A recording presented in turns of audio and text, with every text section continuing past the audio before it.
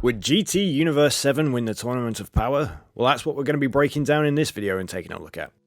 Hey guys, welcome back to the channel, WKKanji here. All this is set after the end of the Shadow Dragon arc, and assuming we treat GT as an alternate timeline to Super. So this is technically a follow-on from my previous video, What If Beerus Woke Up After the Events of Dragon Ball GT. So if you haven't watched that, feel free to check that out, and if you don't want to, well that's also fine, and I'll briefly summarise so that this video makes sense.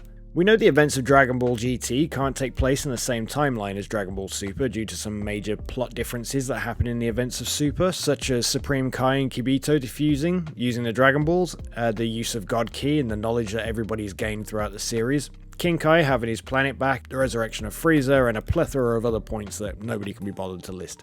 So in the aforementioned video, we saw that even if Beerus had woken up after Dragon Ball GT, there's a good chance that he wouldn't destroy the Earth, even though Goku was gone and no Super Saiyan God could be made. There's no Majin Buu to get him PO'd, and there's no Goku to keep challenging Beerus to a fight.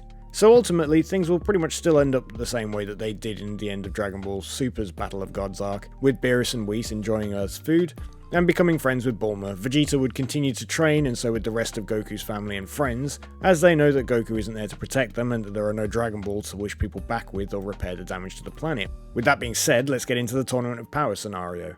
There are no Dragon Balls available. That's important to underline here. The other thing that's important to underline is Piccolo, Frieza, and Cell are all in a different kind of hell to the one that we see in Dragon Ball Super and in Dragon Ball Z. I would imagine that in this situation, the cast wouldn't have thought about bringing somebody from the dead to help them, and therefore I'm going to assume that in this instance there are no dead fighters joining Universe 7. You could argue that there are still Dragon Balls in the universe, as the Super Dragon Balls would technically still exist, they would most likely still be the prize of the Tournament of Power, but of course the main cast would not know about them, and if there are a few in Universe 6, well then they'll be inaccessible to them. Not to mention, this also waters down the reason Piccolo sacrificed himself in GT and would probably leave him banging his head against a wall down in Hell. Grand Zeno would still decide to erase the universes, as was explained, he possibly planned on doing anyway.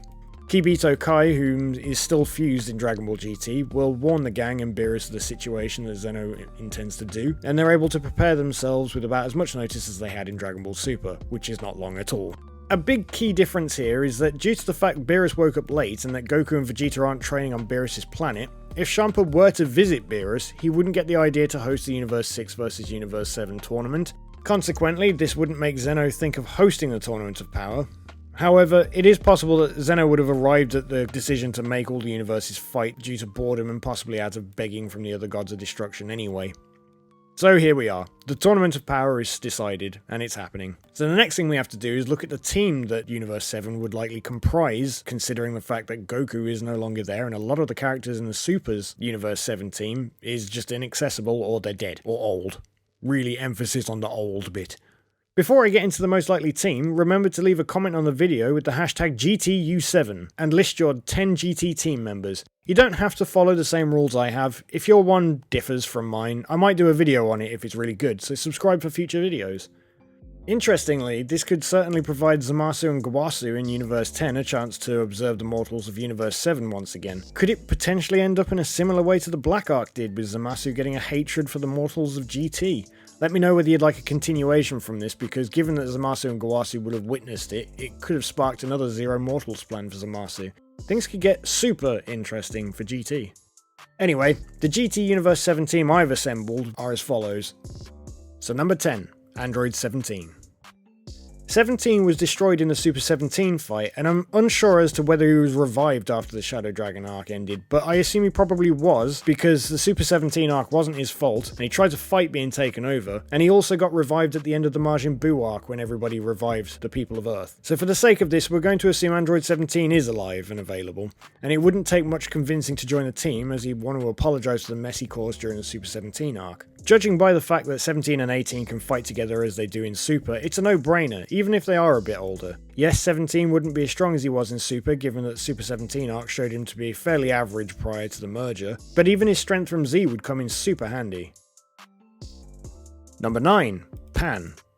Pan isn't the strongest character in Dragon Ball GT, let's just be real for a sec. And depending on when this takes place, Pan will either still be a child or may have grown up slightly. I'm going to assume she's now slightly older, but aesthetically she's probably still the same. Especially being that this is so far in the future as we can go in the Dragon Ball timeline before Goku Jr. and Vegeta Jr., unless we want Pan to be an old lady. But Pan does display great feats of strength when necessary, and being the daughter of Gohan, it puts her above an awful lot of random other options, and as well as being acquainted with the team, at this point she's a pretty good shout. Number 8. One straight from episode 5 of Dragon Ball GT, it's Legic. Here's one I know that some fans out there will be pleased about, and that's the inclusion of Legic. Fans generally like him because his strength isn't vastly past believable, his character design is cool and unique, and he's one of the only cool new characters that GT actually introduced. Sadly, he doesn't amount to much in GT, but it would be great here for him to come back. Trunks is of course very aware of Legic's strength and location due to having searched for the Black Star Dragon Balls and bumped into him originally with Goku. And whilst Goku isn't here to use instant transmission to get over to him, Kibito Kai can still lend a hand here. Given that Legic, Goku, Trunks and Pan ended on good terms, I'm sure he'd side with them to protect their universe, especially considering the fact if he didn't it means he dies. The other thing that's interesting here is to look at his strength, and it's hard to gauge his strength because people have assumed that base Goku in GT is about the strength of Majin Buu, which is pretty damn strong considering that's just his base form. And let's not forget that he one-shots Trunks. When Trunks goes over to fight Legic, he literally punches him once in the stomach and Trunks is down for the count. So Goku steps up, and it takes him to turn into a Super Saiyan to put a stop to Legic. That's a 50 times multiplier on perhaps the power of Majin Buu. That's incredible, so Legic is not one to take lightly. He is damn strong. Number 7. Android 18. Android 18 in GT behaves more heroically than we'd seen in Super prior to the Tournament of Power, and she should be around the same sort of power level as she is in Super, if my research doesn't fail me. Given that Krillin shouldn't join in this tournament based on his age and abilities, 18 would likely feel she has more to fight for because she's protecting people. Number 6. Majub. Majub's inclusion is a great advantage of this taking place in GT. He's stronger than Majin Buu, he's trained by Goku, and the added bonus is that he doesn't suffer from narcolepsy. Big factors definitely put him in an advantageous spot over Dragon Ball Super's Majin Buu.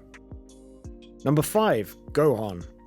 Gohan is needed for this. As stated in the baby arc, Gohan has more power than Goten in GT, and therefore it's important that Gohan is on the team, as this largely puts him as one of the strongest on the team, which shouldn't really surprise anybody, but you know, it's worth mentioning anyway.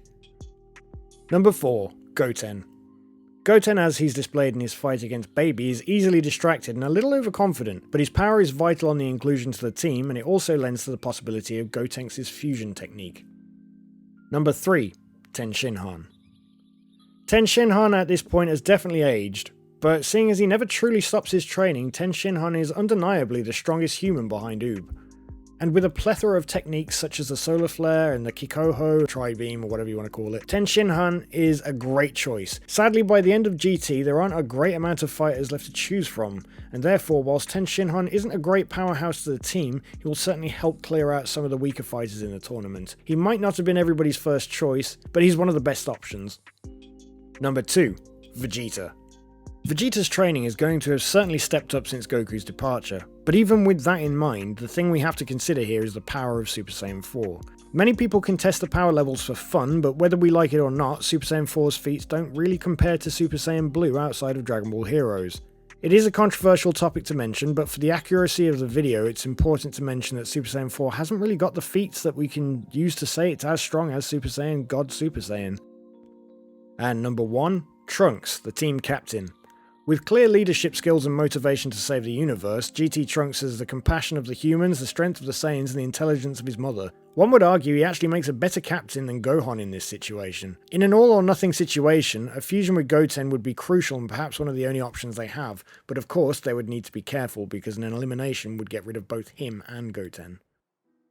Now let's discuss the match itself. So, we now have to assume that the other universes basically pick the same fighters as they do in Super in the same way, just everybody's a little bit older. There's a fair chance that some of the fighters may have been replaced or whatever due to old age, but I can't really jump that far into the mind of Toriyama, Toyotaro and Toei, so let's just say it's the same enemies. One huge contradiction here, and a big bonus to Universe 7, is that Universe 6 wouldn't have met Universe 7 yet, and so Kaba wouldn't be a Super Saiyan, and Champa may not have even considered recruiting Saiyans for his team. So this puts Universe 6 at a huge disadvantage, especially considering that Jiren was able to defeat Universe 6's legendary hit in the first place. This ultimately means that no Super Saiyan Caulifla and Kale and no Super Saiyan Kefla, and that's even assuming that they're recruited in the first place. I guess they're really praying for Dr. Rota's special technique here.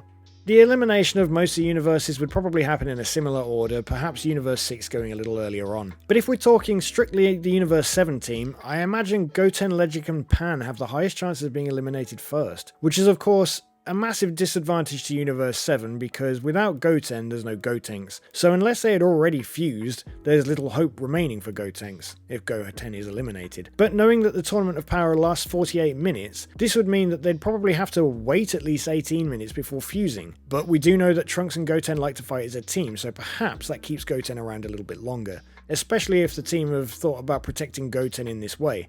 So all in all, it looks like Pan or Ten Shinhan could be the first to be eliminated, if not Legic. The only reason Legic is perhaps because he doesn't really know how to fight alongside the rest of the team. This will be his first time fighting with them. I don't assume that he's going to work particularly well with the other members of the team. Pan isn't the strongest, so Pan is an obvious choice to be the first eliminated, provided Gohan doesn't try to take a bullet for her and get eliminated himself, which would be a terrible move. Even if he's not at the strength of Ultimate Gohan, just losing Gohan would be a big loss. Knowing that Pan wouldn't actually be in any immediate life or death danger, I don't think Gohan would do anything as stupid as to keep her in play when he realizes how valuable he is to the team. Now when it comes to Vegeta, long story short, I see the power boost of Super Saiyan 4 helping Vegeta in Universe 7 greatly, as well as Vegeta's more level-headedness in GT providing a better way to work alongside his son and perhaps even listen to orders where necessary from Trunks and other people. Everyone on the team would have also trained a lot harder due to the lack of the Dragon Balls in their world and with the fact that Goku is no longer there to protect them. So this would mean that a lot of their base power levels would have risen greatly since Goku's departure. If Trunks and Goten can survive for the 18 minutes and manage to find a small spot to fuse in, Gotenks would be a great help here. With the maturity of adult Trunks and Goten, it certainly helps the situation, seeing as Gotenks would be much more level-headed. I could see the final people in the Tournament of Power coming down to a similar bunch to in Super. I would put the case that Jiren, Toppo and Dispo would likely still be in the top 10, along with Vegeta, Gotenks, Marjube there from Universe 7. The other four fighters can range from anybody such as Hit, Legic, Ribrianne, Gohan, Gamisaurus or Aniraza. In the end, I think it would be hard to say for definite who would win based on the fact there are so many variables when you have 80 fighters in a Hunger Games style matchup, but to be fair to the strength side of things, I think Universe 11 comes out with a victory here. Sad to say, I don't think Vegeta could last the whole tournament in Super Saiyan 4 because of the massive drain on the power, and Gotenks being a variable on both the boys surviving for that long is a big leap of faith. Not to mention if they get eliminated, they're 2 fighters down. Marjube is one of the biggest saving graces for the team, but can he beat Jiren? Probably not. Although Super Saiyan 4 is stronger than Marjube, it's the energy consumption that would get in the way here. What I will say is, without Ultra Instinct, there's not a fat lot Universe 7 could do to win, but regardless of that, the actual tournament would still be a lot of fun with Universe 7 residing somewhere near the top if not winning the whole thing, and that would only be if they could pull some great strategy off where they could, like, you know, I don't know, blast the ground underneath Jiren and hold him there so he can't escape. I don't know, but either way. I think if Universe 7 did win, then typically the wish granted would be the same as it was in Super, no matter who won, honestly. After all, most of the people on the team, with the exception of Legic, have obvious wishes. Whether it's to wish Goku back or the other universes, I really don't think they'd wish Goku back because it's not like he went unwillingly. But in the event that Universe 11 won, as I predicted, I don't see any other wish being made other than the restoration of the universes, as the Grand Priest had actually said at the end of Super that a selfish wish, or perhaps any other wish other than the resurrection of the other universes, would have had negative consequences. Anyway guys, this video took a long time to put together and a long time to record. It's also a very long video, so I hope you like it. Subscribe to WKKanji for more of this content and I'll catch you in the next video. Bye!